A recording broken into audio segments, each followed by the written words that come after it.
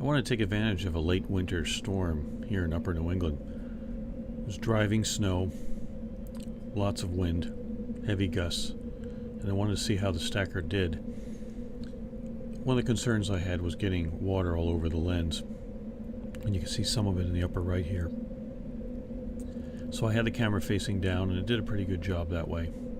I kept it within visible range because it was easy to lose it in the snow.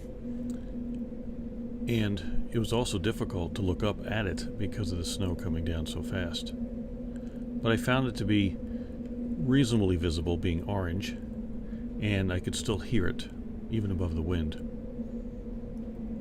So in this demonstration I flew it around the trees just to show some of the movement and be able to have a contrast for the snow itself.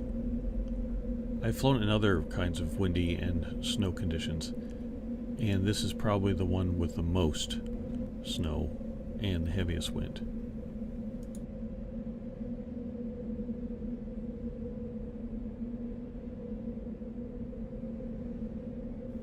Due to the drifts on the ground and not wanting to get the front of the GoPro wet, I hand launched the drone, and I'd also retrieve it the same way by lowering it to just above my head and being able to grab underneath of it and hitting the emergency stop buttons, which are the up and down keys at the same time. I've done this before and it seems to work pretty well.